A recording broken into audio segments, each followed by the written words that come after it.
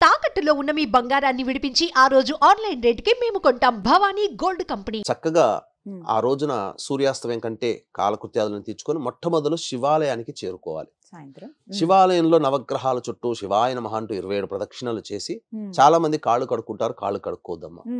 అలాగే ఆ ఈశ్వరుని దగ్గరికి వెళ్ళి మొట్టమొదలు నందీశ్వరుని దగ్గరికి వెళ్ళి, ఈ రోజు శివరాత్రి కాబట్టి నేను శివానుగ్రహం కోసం, నాకేమి అన్ని కోరికలు ఆ భగవంతునికి తెలుసు, ఏం కావాలో ఆ శివయ్యకి తెలుసు, నాకు అది సంప్రాప్తమైతే చాలు, శివానుగ్రహం కోసం నేను చక్కగా శివాభిషేకం చేసుకుంటున్నాను అని చెప్పి ఆ నందీశ్వరునికి శివానుగ్రహం నాకు కలిగేలా ప్రసాదించమని చెప్పవయ్యా అని చెప్పి నందీశ్వరునికి అనుజ్ఞ తీసుకొని శివుణ్ణి దర్శించి ఇంటికి రావాలి. ఇంటికి వచ్చిన తర్వాత 4 యామములు అన్నాను కదమ్మా. ఈ యొక్క 4 యామములో 4 రకాలైనటువంటి ద్రవ్యాలతో అభిషేకము చేయాలి. నైవేద్యము కూడా మనం పెట్టుకోవచ్చు. ఇది వీక్షించేటువంటి ప్రేక్షకులు చాలా మంది అందరి ఇళ్లలో చేసుకోగలిగేటువంటివేనమ్మా. అయితే ఆ రోజున శివునికి అభిషేకం చేయడానికి ఈ యొక్క కలియుగంలో చాలా ప్రశస్తమైనటువంటిది పుట్టమన్నుతో చేసినటువంటి శివలింగం. కాబట్టి ఆ పుట్టమన్ను తెచ్చుకొస్తాం కదమ్మా. ఆ పుట్టమన్నులో అష్టగంధములు, జాజికాయ, జాపత్రి, లవంగాలు, యాలకులు, పచ్చకర్పూరము, జొవ్వాది, అగరు, అలాగే ఇటువంటి ద్రవ్యములు, తర్వాత పాదరసము, పసుపు, కుంకుమ. పాదరసం ఒక 2 గ్రాములు 5 గ్రాములు వేస్తే చాలు. ఇవన్నీ ఆ పుట్టమన్నులో వేసి చక్కగా గంధము కూడా, చందనం, ఇవన్నీ వేసి ఆవు పాలతో కలిపి చక్కగా శివలింగ ప్రమాణాన్ని చేసుకోవాలి. ఎవరి శక్తి అనుసారం ఇంతైనా చేసుకోవచ్చు, అంగుష్ట మాత్రమైనా చేసుకోవచ్చు, మన శక్తికి మేర.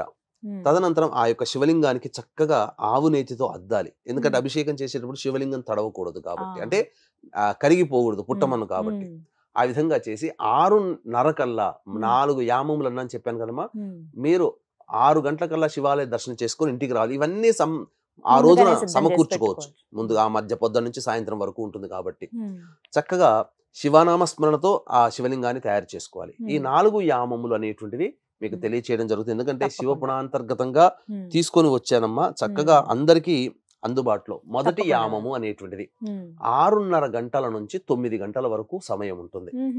కాబట్టి ఈ మొదటి యామములో మొట్టమొదలు ఆవు పాలతో అభిషేకం చేయాలి.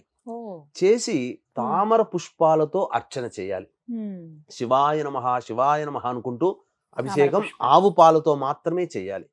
చేసి తామర పుష్పాలు లభిస్తే తామర పుష్పాలతో అర్చన చేయాలి. పెసరపప్పు, బియ్యము కలిపినటువంటి, అంటే చిన్న పాత్రలో అన్నము, అందులో కొంత పెసరపప్పు వేసి పులగంలాగా చేయాలమ్మా. చేసి ఆ యొక్క 6:30 నుంచి 9 గంటల లోపల నైవేద్యం పెట్టాలి. ఇది ఇంట్లో చేసుకోగలిగేది. ఇది మొదటి యామం. 9 to 9:30 బ్రేక్. మళ్ళీ 9:30 నుంచి 12 గంటల వరకు 2వ కాల సమయ పూజ. కాబట్టి ఈ 2వ కాల సమయ పూజలో పెరుగుతో అభిషేకం చేయాలి. పెరుగుతో అభిషేకం చేసి తులసీ దళములతో అర్చన చేయాలి. అసలు ఈశ్వరునికి తులసీ దళంతో పూజ చేయకూడదు, కానీ శివరాత్రి రోజున మాత్రం తులసీ దళములతో అర్చన చేయాలి. చేసి పాయసం, బెల్లం పాయసం నైవేద్యంగా పెట్టాలి.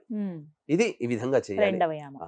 వీక్షించేటువంటి ప్రేక్షకులకి గమనిక, ఈ యొక్క మహాశివరాత్రి సందర్భంగా మహామహిమాన్వితమైనటువంటి సుప్రసిద్ధ కాశీ క్షేత్రములో 26వ తారీఖు రోజున శివరాత్రి కాబట్టి, మరియు 28వ తారీఖు రోజున అమావాస్య కూడా ఉన్నది కాబట్టి, జాతకరీత్యా కలుగు విద్య, వివాహ, ఉద్యోగ, దాంపత్య, సంతాన, అనారోగ్య సమస్యల నివారణకి సర్వదోష నివారణ పూజలు, హోమాలు, అలాగే గత జన్మ కర్మదోషాలు ఉంటే ఈ జన్మల్లో సమస్యలు ఉంటాయి కాబట్టి కర్మదోష నివారణ తిల హోమాలు, మరియు 2025 సంవత్సరం శని ప్రభావం అన్ని రాష్ట్రాల వారికి ఉంది కావున శని దోష నివారణ హోమాలు పర్ హెడ్ 3,100 రూపాయలకు చేయించడం జరుగుతుంది. శివరాత్రి రోజున కాశీక్షేత్రంలో రుద్రపారాయణాలు, అభిషేకాలు కూడా జరిపించడం జరుగుతుంది. కాబట్టి అవకాశం ఉన్న వాళ్ళు కార్యక్రమం తదనంతరం కాంటాక్ట్ చేసి ఈ కార్యక్రమంలో గోత్రనామాలు నమోదు చేసుకోవచ్చు.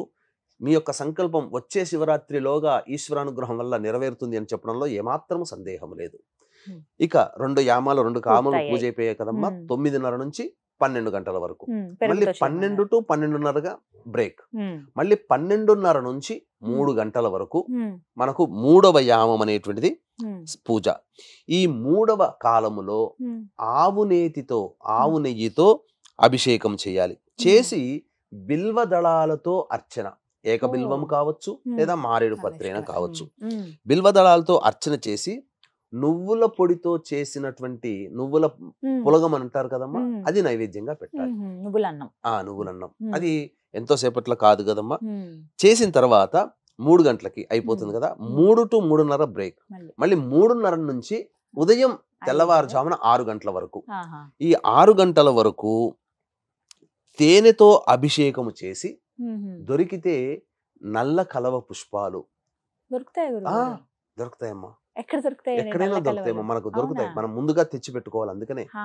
మనం 2-3 ముందు రోజుల ముందర రోజు కార్యక్రమం చేస్తున్నాం కదా, సిద్ధం తెచ్చుకోవాలి. చేసుకోవాలి. నల్ల కలవులు దొరకకపోతే ఆ. నీలి రంగు చామంతి, నల్ల కలువలు అంటే నీలి రంగులో ఉంటాయి. ఉమ్. లేకపోతే శంకు పుష్పీలు ఉన్నాయి ఆ. కదా, ఆ శంకు పుష్పి అవైనా తెచ్చుకోవాలి. పూలతోనైనా, అవైతే కొద్దిగా లేకపోతే అందుబాటులో ఆ ఉంటాయి.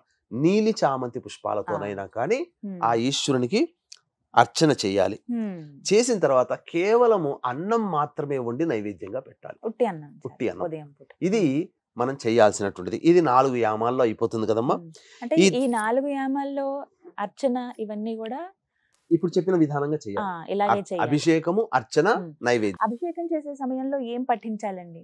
శివాయ నమః, శివాయ నమః, అంతేనా? ఓం నమః శివాయ అంటారమ్మా, పఠించకూడదు. ఆ మంత్రం శివాయ పఠించకూడదు. నమః అనాలి. శివాయ నమః ఇది సాక్షాత్తు శృంగేరి పీఠాధిపతులు ఉమ్. చెప్పినటువంటిది. మంత్ర ఉపదేశం లేని వాళ్ళు శివాయ నమః అంటేనే ఉమ్. పంచాక్షరి మంత్రం యొక్క ఫలితం దక్కుతుంది. అందుకని శివాయ నమః అంటూ ఉమ్. ఆ అభిషేకం చేయాలి. అర్చన కూడా ఉమ్. శివ అష్టోత్తరం అర్చన ఉంటుంది, అష్టోత్తరం ఉంటుంది. అవునండి. చక్కగా అర్చన చేయాలి. ఇంకా ఉమ్. విశేషం ఏంటంటేనమ్మా, ఉమ్. ఈ అర్చన చేసే సమయంలో బిల్వ దళాలు, మారేడు దళాలు, ఇప్పుడు తామర పుష్పాలు కావాలంటే ఒక్కోటి 10 రూపాయలు అమ్ముతారు. అవును. 1000 రూపాయలు పెట్టి పుష్పాలు కొనలేరు కదా. అవును.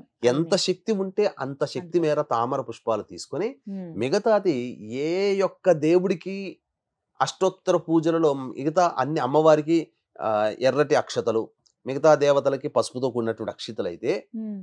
నీటితో తడిపినటువంటి అక్షితలతో అర్చన చేయడం అనేది ఈశ్వరునికి మాత్రమే చెల్లుబాటు. ఓ, ఈ ఆ. ప్రతి యామంలో ఇలా ప్రతి చేయొచ్చా అండి? యామంలో కూడా ఉమ్. కొద్దిగా బియ్యం తీసుకొని అందులో ఉమ్. కొద్దిగా ఆ బియ్యం తడుపుకునేంతగా నీళ్లు చల్లి ఉమ్. తడిచినటువంటి బియ్యంతో అర్చన చేస్తే మహాసంతోషిస్తాడట ఓ. ఆ. ఉమ్. ఆ ఈశ్వరుడు. ఇది అందరికీ ఆ, అందుబాటులో ఇది అందరికీ అందుబాటులో ఉండేది. 6 గంటలకల్లా అయిపోతుంది కదమ్మా. పూర్తవుతుంది. కాలకృత్యాదులు తీర్చుకొని ఉమ్. చక్కగా స్నానం ఆచరించి ఉమ్. మళ్ళీ దేవాలయానికి చేరుకొని ఉమ్. మళ్ళీ నవగ్రహాల చుట్టూ శివాయ నమః అంటూ ప్రదక్షిణ చేసి ఉమ్. 27 ప్రదక్షిణలు చేసి నంది దగ్గరికి వచ్చి ఉమ్. నీ యొక్క అనుజ్ఞ వల్ల, నీ యొక్క అనుగ్రహం వల్ల నేను ఈశ్వరుని, నీ ఇది శివయ్యని నేను చేయగలిగాను. అర్చన చేసుకున్నాను, పూజ చేసుకున్నాను, చాలా సంతోషపడ్డాను ఉమ్. నందీశ్వర అని చెప్పి ఉమ్. ఆ యొక్క ఈశ్వరుని అప్పుడు దర్శనం చేసుకొని ఉమ్. వెనక్కి తిరిగి చూడకుండా ఇంటికి వచ్చి చక్కగా మళ్ళీ ఆవు నేతితో దీపారాధన ఆ శివలింగానికి మనం ఏదైతే పెట్టుకున్నామో, ఉమ్. లేదా రాతి లింగమైనా చేయవచ్చు. ఉమ్. మట్టి లింగముతో గనక అభిషేకము చేసి ఉన్నటువంటి లింగానికి ఉమ్. మళ్ళీ ఇంటికి వచ్చాక ఆవు నేతితో దీపారాధన, శివ సహస్రనామ పారాయణ, అర్చన చేసి ఉమ్. అతిథి అభ్యాగతులకి, అనాథలకి అన్నదానము చేసి తదనంతరం ఇంట్లో ఉన్నటువంటి కుటుంబ స్వీకరించాలా? సభ్యులు భోజనం చేసి ఉమ్. తరువాత సాయంకాల ప్రదోషకాల సమయంలో ఉమ్. అప్పుడు ఆ అర్చించినటువంటి మట్టితో చేసినటువంటి శివలింగాన్ని దగ్గరలో ఉన్నటువంటి చెరువులో కానీ, సరస్సులో కానీ, నదిలో కానీ, సముద్రంలో కానీ నిమజ్జనం చేయవచ్చు.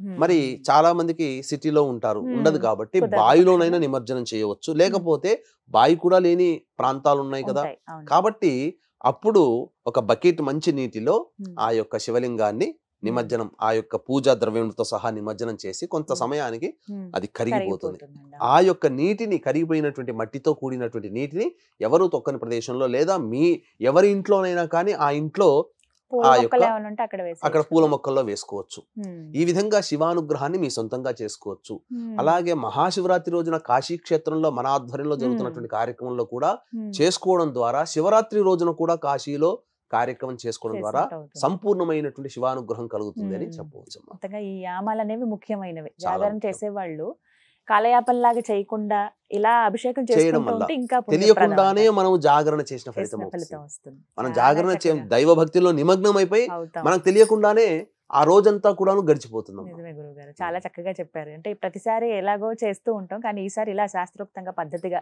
చేసుకోవాలని మనస్ఫూర్తిగా కోరుకుంటున్నాం. ధన్యవాదాలు గురుగారు, చాలా చక్కగా వివరించారు. సర్వం శ్రీ ఉమామహేశ్వర పరబ్రహ్మార్పణమస్తు.